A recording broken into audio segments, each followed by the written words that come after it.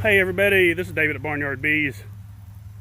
It's rainy and dreary, and it's cooled down a little bit. It's been extremely hot. Chickens at work. I seen some just under there a second ago, digging and digging under the hives. Hive beetles are increasing. You need to take notice in your hives. Do box change outs. Is a good way of getting rid of a lot of hive beetles. Is go through your box, clean it out, put another box in its place that's already been cleaned out and good, put your frames in it. That's one way that you can eliminate a lot of your hive beetles. This is a bad time of year. Between now, July, August, September, is when they'll really get your hives, especially weak hives. Now, strong hives, like those big honey supers we have up there that we've already extracted the honey you see in my previous videos, and they take care of the problem pretty good. Most of the time you don't have to worry in big colonies, but if you're in propagation whatsoever, you're constantly running weak nukes. It can't be helped.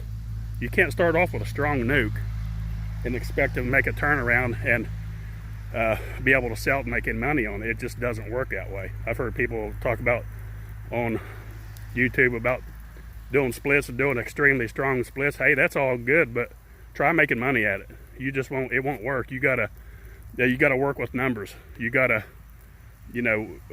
put your virgin queens in with small colonies, and then as they build up, then you can add more. And once they're a proven breeder, once that queen starts laying, and you know she's good, you don't invest a lot of bees and a lot of frames into a colony with a virgin queen or a queen cell, or worse yet, a walkaway split, not knowing if that queen is even going to turn out to be a mated queen coming back or a returning queen that's any quality at all. So that's why you start off small. It's common sense. That's how you do propagation. You start off small and then you add to it to build up the stronger colony.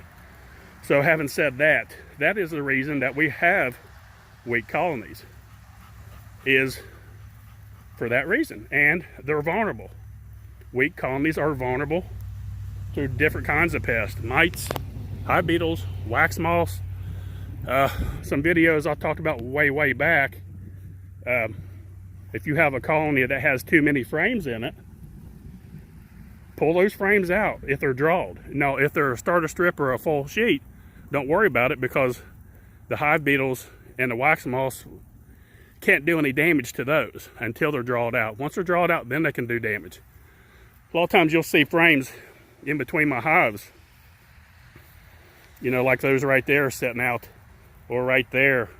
And the reason I do this, okay, as hot as it's been, that frame sitting out right there, of course it's just a partial sheet, but still, if the hive's not strong enough to be able to cover it, you need to pull it out. Now, you can put it in the box. That's another way you do it, but we're working so many bees here so fast, we don't have really time to pull every frame out and stick into its own separate box. But the trick of it is to keep it exposed to the elements, the sun, the rain, and such, and the hive beetles can't get on it, or the wax moths. Being exposed like that, it's 100% safe. Nothing will bother it. Put it in a hive in the dark, and they will destroy it. So you can pull frames out just like that, put them to the side, and as they're needed, put them back in the hive. Sometimes that's why you don't run a 5 frame with all 5 frames in it, because it's not strong enough to run 5 frames. You're making it vulnerable when you're putting too much, especially drawed wax in there. Now, if you replace them with starter strips and a full sheet of foundation next to it, that's okay. They won't hurt anything. But now it does give the hive beetles a place to hide, so it does do that, but they can't damage it as far as damaging the wax. You need to keep your beetle barns baited up. Check them at least once a week. Certain colonies are bad about propallizing the end shut. So you got to go through and open them up, clean them out, rebait them, pull that propallus off, and stick them back in there and let them go to work. I get to jabbering, and this is not even why I started the video. I was wanting to talk about something completely different, but it was about hive beetles. And it's something I've come across. Lizzie the bee dog. And the cat. They're always following me around. A lot of things I come across by mistake. And then I find out that they work, that certain things work. And what I call this is hive beetle soup. And I'll show you what it is. It's a bucket that did have wax, propolis, anything that was scraped out of the beehive that wasn't any good. And I put it in a bucket. And what happens, you can see if I can, I don't know if we'll be able to see any, but I'll tell you what's in there. Is a gob of crap. I mean, that's just nasty stuff. And what it does, you want to put this, okay, if you can see right there at the end of the stick right here, right there, it looks like a wax moth larva right there. And some of them are big, some of them are right there, some larvae right there at the end of the stick, or the board. Right there's a, looks like a wax moth maybe. But anyway, right there's a couple larvae. You can see there's a ton of them right there on top, the very top. They're dead. So what this does, now I've yet to see a bee in here. Believe it or not, bees do not get in this stuff. They just don't. They may have before the rain filled it up with water a little bit. But now it's so nasty and smelly that the bees don't want anything to do with it. I mean, you can look through here and you'll see no bees. The only thing you'll see in here is a bunch of larvae from wax moths and hive beetles. I don't see any adult hive beetles in here, but I have seen some in some of the other buckets. You can throw a little bit of pollen in here as well because they're highly attracted to pollen. It stinks really nasty. And I've come to find out that bees are absolutely not attracted to anything that smells that bad. But the hive beetles and wax moths are, and they're constantly laying eggs in there. Now what that does, it'll reduce the number, just like the bug zappers do. They'll greatly reduce the numbers in your yard.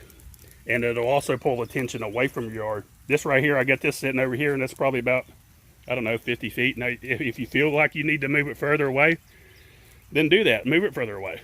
But this is where we put it. And it works pretty good. Now, a lot of this stuff right here, like I said, was just done by accident. It got neglected. I was meaning to do something else with it. It filled up with water. It got rotten. Next thing I know, I thought, ooh, this thing's filled up with all kind of larvae, wax moths, hive beetles. I thought this is I actually ran across this last year. And I never really thought about it anymore to make a video on it until just now when I walked past it. I thought, I'm going to show people what this is. Now, another thing you can do if you are scared about the bees getting in there, which they won't, but if you are afraid of that, put your lid on it and drill your small holes where only the hive beetles can get through. The only bad thing is the wax moths can't get in there and lay eggs because sometimes the wax moths, they'll just barely land on top of it. And because some of these are too big to be wax moth larvae, like right here. Those are pretty good size to be hive beetle larvae. So those are pretty big right there. But you can catch a lot of hive beetles that way. Drill those holes in there and all through the top. Just big enough where the hive beetle can get in. I don't know what size drill bit to tell you on that, but it would be about the size of well, 1/8 inch. So 1/8 inch hardware cloth will keep bees in, but hive beetles can get through it. So you could drill 1/8 inch holes in the top, and those hive beetles will go in, and they will literally drown them. They won't even be able to escape and come back out that way. That might be your better option. It's just an idea. This is something new that I'm kind of experimenting a little bit more and more with. So you might try that with the lid and some holes. They could actually even fall in and drown. It would be a good trap, and they wouldn't even lay eggs. They'd actually drown. So it's just a thought. Somebody might try it.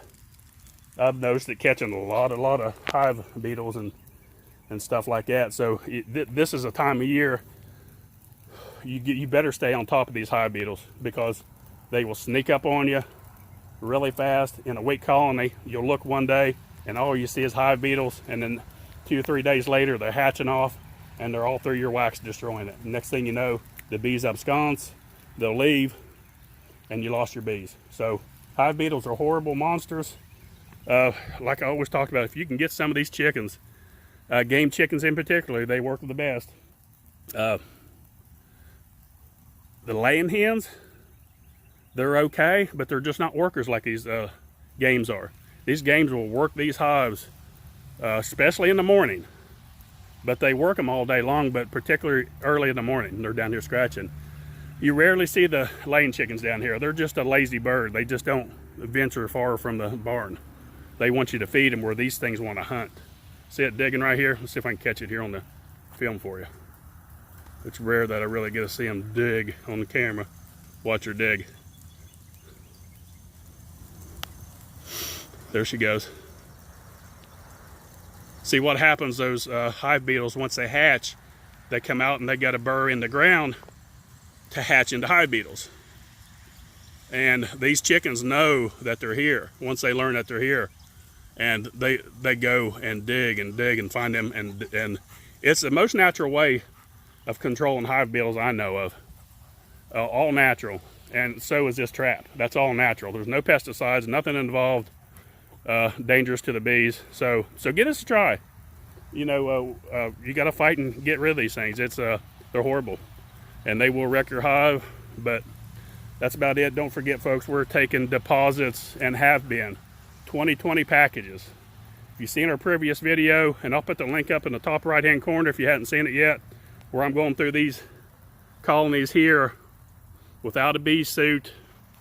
And you know, if I get the opportunity not to have a bee suit or a veil, I'll take it off, because I know the bees, and I knew 100% sure once I took the veil off that they was going to be calm and gentle, because I just know the bees. I just know how they act, and they're just good, gentle bees. And I talk about that a lot in the videos. About a lot of people will say, well, you won't do that with big hives, but yes, we do, and we do all the time. I just don't, I don't show locations of our other yards, is one thing. Especially honey yards and a lot of our queen bearing yards, I will not show those locations. This is mostly just a nuke yard, so that's why all the videos are from here. And, but the bees are very calm. Now, sometimes you do. Sometimes, you know, bees will be grumpy, but 9 times out of 10, they're not. It's all in the genetics of your bees. I have seen some horrible bees that we had. I've done a cutout. This was several years ago. It was up in Chattanooga area. And those bees would chase me from the hive all the way up to the house in a full bee suit. And I couldn't get the bee suit off, they were so mean. Lizzie, this dog here, would sit and bite them off of my back and in the air. And then she finally gave up and run because they were so mean. Those bees died over the winter time, and I was glad they did. They was horrible, horrible mean bees. That you don't want to work something like that. That just, there's no sense in that. They produce just as much honey. That's a myth. Mean bees do not produce more honey. If that was the case, we would start farming Africanized bees to get bigger and bigger honey producers. Because if that was the case, then that would be the ultimate honey bee right there. Would be the Africanized bee. But you don't hear of anybody raising those, and they do not. The biggest advantage with something mean would be, honestly, if you had a bear problem, when it comes to the bear, I don't think that would even help to, even if they was Africanized. Those bees are relentless, and the honeybee can't sting anything except their nose and maybe around their eyes, but they're so relentless, they just won't give up, and they don't care. So I don't see any advantage whatsoever in mean bees. And no, they don't endure the winter any better either. All that's myth. But anyway, I'll get on a talk, and I won't shut up, and I'll just keep going. I could do this for an hour, I guess, when I get to talking about bees. So I'll end the video, but don't forget, 2020 packages are available at barnyardbees.com. We'll have queens all the way up until September. And beekeeping supplies, we got anything that you need at Barnyard Bees, anything and everything at barnyardbees.com. And that's about it. Don't forget, click on the little bell, like and subscribe. Thanks for watching. Barnyard Bees.